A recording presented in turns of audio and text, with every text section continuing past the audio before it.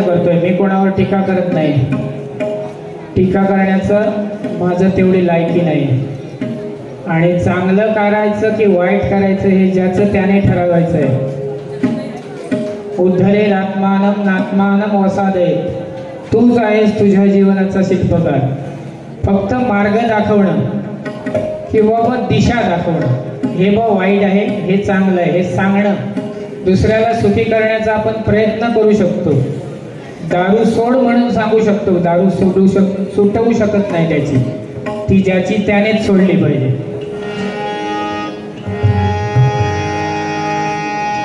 भजनाबद्दलची माझी व्यथा मांडण्याचा प्रयत्न करतोय. भजन झालं मनोरंजन. साधू संतांनी ऋषीमुनीने सांगितलेलं भजन आणि आता जे भजन चाललंय ते मनोरंजन चाललंय. भजन ही कला नाही आणि भजन हे मनोरंजन तर नाहीच नाही. पुढे ऐका. आणि त्याच्यामुळे काय झालंय ते बघा. भजन झालं मनोरंजन, भजन झालं मनोरंजन, भजन झालं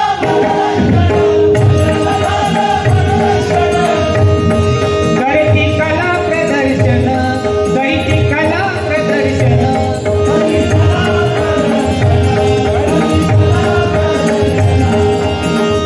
जे नाही शिकले म्हणजे शास्त्रीय संगीताचा अभ्यास ज्यांनी नाही केलाय ते काहीतरी बडबड वगैरे करून, शलायना वगैरे करून लोकांना खुश करण्याचा प्रयत्न करतात. आणि जे शिकले इशारत झाले माझ्यासारखे ते इशारतपणाचा प्रभाव भजनातून दाखवतात. भजनाचा आणि विशारदचा काही संबंध नाही. विशारद झालेल्याने क्लासिकलची बैठक मांडा आणि तिकडे गायन करा. भजनात गायन नाही करायचं आहे. म्हणजे असं पण नाही, विडंबन पण नको आहे. साधारण नियमानुसार भजन करायचं. सुरात आला असलं बस झालं. होच राग गातय आणि तोच राग गातय. तुकारामांचा अभंग आहे काय. हाका मारी ज्याच्या नावे त्याचे गावची नाही ठावे. ज्याच्या नावानं हाक मारतोय त्याचं नावच माहिती नाही, गावच माहिती नाही. पुढे काय म्हणतायत. काय गातो हे कळेना, राग आळवितो नाना. नुसते तानबाजी आलाप करतायत, ताना करतायत शिकलेले पंडित. ते पण इथे अभिप्रेत नाही आहे भजनात. भजन हे तुमचं भावभक्तीपूर्वकच झालं पाहिजे. श्रद्धा पाहिजे. तो पांडुरंग उभा राहिला पाहिजे. आणि तो पांडुरंग तुमच्या श्रोत्यांच्या रूपाने आहे. ते कुठे असा कटेवर हात ठेवून इथे तो येऊन उभा नाही राहणार आहे. श्रोते ज्यावेळी खुश होणार आहे. चला. भजन झालं मनोरंजन, भजन झालं गळती कला प्रदर्शन, गळती कला प्रदर्शन.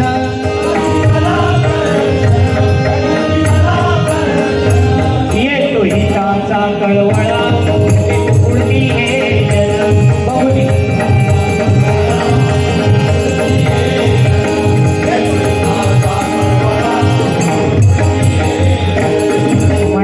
आवाज वाढेल.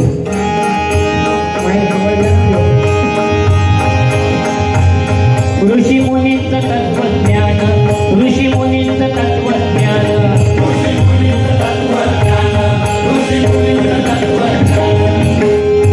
ऋषी मुनींचं तत्वज्ञान. आता जे शोध लागत आहेत सगळे ते विनाशकारी शोध आहेत. आता तुम्ही युक्रेन आणि रशिया काय ते बघताय, ते सगळे शोध विनाशकारी आहेत. आणि आमच्या ऋषीमुनीने लावलेला शोध काय. ईश्वर सर्वभूतानां हृद्देशेर्जुन तिष्ठति भ्रामयन् सर्वभूतानि यंत्रारूढानि माया. हा एक शोध. हा एका शोधाचं जर चिंतन बाकीच्याने सोडा, भजनी बुवाने जर केलं तर ह्या जगातले सगळे प्रॉब्लेम मिटतील. ईश्वर सगळ्यांच्या हृदयात वास करून आहे. हे ऋषीमुनींचं तत्वज्ञान आहे. आणि आम्ही काय करतो. ऋषीमुनींचं तत्वज्ञान,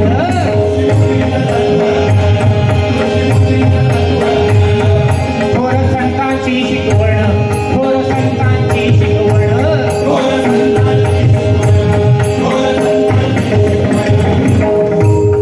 कुंडलिक वरदान सुरुवात होत नाही आणि याच्याशिवाय आपला शेवट होत नाही. पण त्याने सांगितलेलं आपण ऐकतोय का?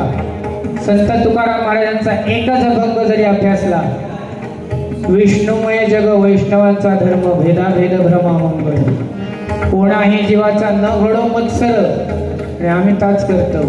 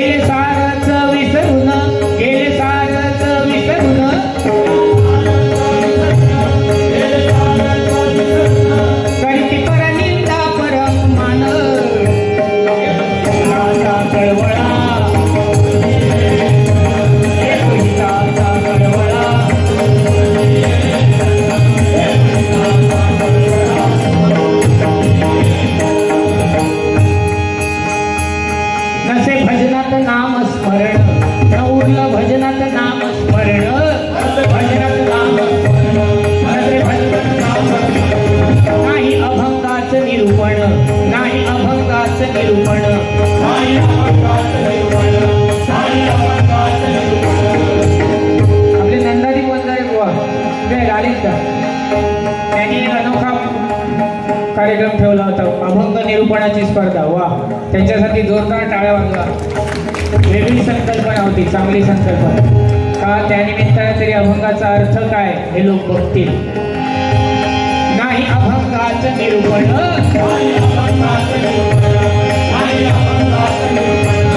असे वायफळ पडपड करणं, असे वायफळ पडपड करणं, चाले वायफळ पडपड करणं, चाले वायफळ पडपड करणं, एकमेकांची साधे शब्द वापरलेत करण्यासाठी, एकमेकांची हवी तशी खेचण,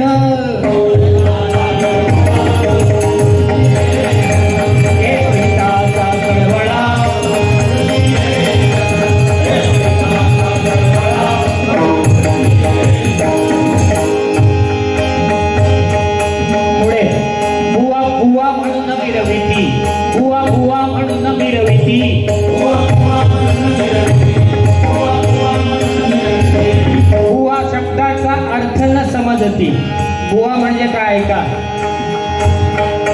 बु म्हणजे बुद्धी, वा म्हणजे वासुदेव. काय बुवाचा अर्थ काय बघा. आणि आम्ही बुवा लोक सगळेच नाही हा, फक्त 5% लोकांनी बिघडवलंय, 95% लोक चांगले आहेत. त्या सगळ्यांचे मी चरण धरतोय. फक्त 5% लोकांनी बिघडलं. काय? बु म्हणजे बुद्धी, वा म्हणजे वासुदेव. ज्याने आपली बुद्धी वासुदेवाचरणी वाहिली आहे तो बुवा. कळलं नाही कळलं? ज्याने आपली बुद्धी आहे, बुद्धीच का तर हरिपाठाचा 13वा अभंग अभ्यासा. समाधी हरीची समसुखे विण, न साधेल जाण द्वैत बुद्धी, बुद्धीचे वैभव अन्य नाही दुजे, एका केशिराजे सकळ सिद्धी. देवाने बुद्धी का दिली आहे? त्याचा शोध आणि तपास करण्यासाठी, दुसऱ्याची वाट लावण्यासाठी नाही. क्रिया तशी प्रतिक्रिया. दुसऱ्याची वाट लावलात तुमची वाटच लागणार आहे, दुसऱ्याचं भलं केलात भलंच होणार आहे. कधीतरी ऍक्सिडेंट होत पाय मोडात, नाही माहिती माझं मोडलं. आता तुम्ही म्हणत नामस्मरण केलं तरी पाय कसं मोडलं? मग आम्ही ज्याला राम राम म्हणतो त्याच्या आयुष्यात काय कमी दुःख होतं? कृष्णाच्या आयुष्यात काय कमी दुःख होतं? कधीतरी काहीतरी होताच. थोडासा पाय मोडला, पण पाय मोडला मग किती लोकांचे मला हातभार लागले. 5व्या माळ्यावर राहतोय, एका फोनवर असे सगळे यायचे आणि 4-4 जण उचलून मला 5व्या माळ्यावर घेऊन जायचे. त्या सर्वांचा मी ऋणी आहे. आणि ज्याने माझं हॉस्पिटलमध्ये काम करून दिलंय, अरविंद आपले दळवी, राजेश दळवी सर इथे उपस्थित आहे. तेवढं मोठं काम करून दिलंय त्यांनी, खूप खूप धन्यवाद. आणि डॉक्टर सुद्धा हॉस्पिटलमध्ये मिळाले, त्यांचं नाव वैष्णव. हे नामस्मरणाचे फायदे काय होणार नाही.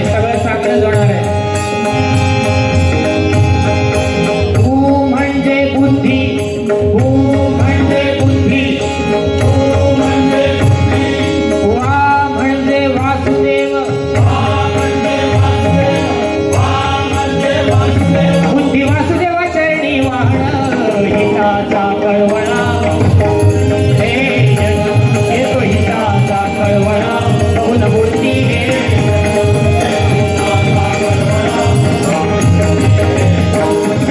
गेलं मागे नको पाहू, गेलं नको पाहू मागे, तुझं जमान आम्ही आहोत, गेलं मागे नको पाहू, तुझं जमान आहोत आम्ही, लोकांना काहीतरी चांगलं द्यावं, चांगलं द्यावं, चांगलं द्यावं हे चिंतन करत होतो. आणि परवा रात्री पहाटे 4 वाजता हे सुचलेलं आहे. ते मला नाही, त्यानेच सुचवलेलं आहे. तो त्याच्यामुळे शब्द अजून मला चांगले बसलेले नाही, मंडळीची सुद्धा तयारी नाही.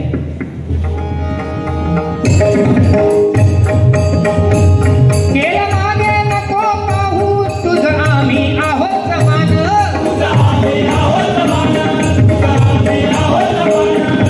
हे काय आहे? जमान म्हणजे जामीन. आजकाल वाईट केल्यानं काय का जामीन पटकन मिळतात फक्त ह्या वया, पण तो जामीन ह्या दरबारात सुटेल पण ईश्वराच्या दरबारात सुटणार नाही. केलं ते भोगणारच, कराल ते भोगाल, पेरावे ते उगवाल, क्रिया तशी प्रतिक्रिया, हे सगळे निसर्गाचे नियम आहेत. मग आता इथे तुकाराम महाराजांचा अभंग आहे काय, केली मागे नको पाहू, तुझं जमान आम्ही. ते सांगतात आम्ही तुला जामीन राहतोय, मागे तू नामस्मरण नाही केलायस ना, नको करू. वाल्या कोळी चला, किती अपराध, किती हंडे भरले रक्ताने, भरू दे. आता इथून पुढे नामस्मरण चालू कर. वाल्याचा वाल्या कोळी झालाच ना, वाल्याचा वाल्मिकी झाला. तसं आता मागे काय केलं, आता कसं करू, हे आम्ही नाही जमायचं, करा जबरदस्तीने अट्टहासाने नामस्मरण सुरुवात करा, सगळं चांगलं होईल. केलं मागे नको पाहू, तुझं आम्ही आहोत जमान,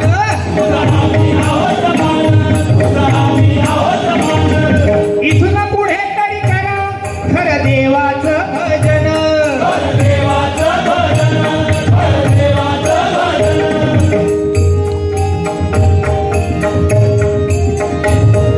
पांचाळदास संतोष विनवी, चिंतामणी पांचाळभुवांचा दास. पांचाळदास संतोष विनवी, तुमच्या चरणी दिन होऊन, येतो हिताचा कळवळा, उडती हे जन, हिताचा कळवळा. जय जय राम कृष्ण हरी, जय जय राम कृष्ण हरी, जय जय राम कृष्ण हरी, जय जय राम कृष्ण हरी, जय जय राम कृष्ण हरी, राम कृष्ण हरी, जय जय राम कृष्ण हरी, जय जय राम कृष्ण हरी, जय जय राम कृष्ण हरी, जय जय राम कृष्ण हरी,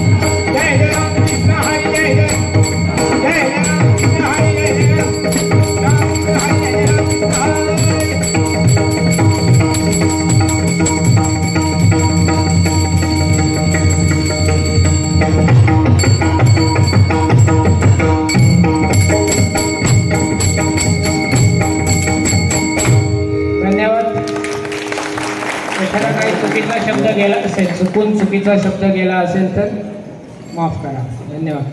धन्यवाद नामदार सर.